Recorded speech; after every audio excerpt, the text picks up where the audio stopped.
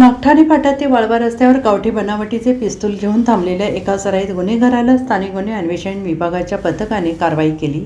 या गुन्हेगाराकडून 60,000चे पिस्तूल आणि 500 रुपयांचे जिवंत काडतूस असा मुद्देमाल जप्त करण्यात आलेला आहे। अनिकेत गुंडा करांडे, वय वर्ष 24, राहणार विठ्ठरायची वाडी, तालुका कवठे महांकाळ असे गुन्हेगाराचे नाव आहे। या प्रकरणी भिलवडी पोलीस ठाण्यात नोंद करण्यात आलेली आहे। जिल्ह्यात अवैध देशी बनावटीचे पिस्तूल बाळगल्यावर कारवाई करण्याचे आदेश पोलीस अधीक्षक तुषार दोशी यांनी दिले आहेत आणि त्यानुसार स्थानिक गुन्हे अन्वेषणाचे एक पथक तयार करण्यात आलेलं आहे। स्थानिक गुन्हे अन्वेषण विभागातील पोलीस उपनिरीक्षक कुमार पाटील आणि पोलीस अंमलदार सचिन कनप हे शनिवारी सायंकाळच्या सुमारास भिलवडी परिसरात गस्त घालत होते आणि त्याचवेळी त्यांना नागठाणे फाटा ते वाळवा येथे जाणाऱ्या रस्त्यावरील नागठाणे गावातील चोपन रस्ता येथे कमरेला पिस्तूल लावून एक युवक थांबलेला असल्याची माहिती मिळाली।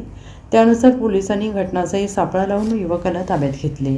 त्याची झडती घेतली असता त्याच्याकडे एक पिस्तूल, एक जिवंत काडतूस मिळून आली। या संदर्भात त्याच्याकडे चौकशी केली असता आरोपी अनिकेत करांडे यांनी सदर पिस्तूल स्वरक्षणासाठी जत तालुक्यातील डफळापूर येथील अक्षय पाटील याच्याकडून घेतल्याचं सांगितलं आहे।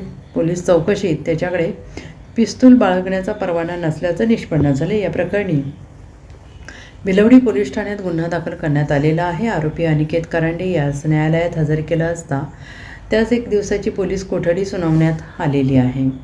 Bureau report SBN Marathi, Sangli.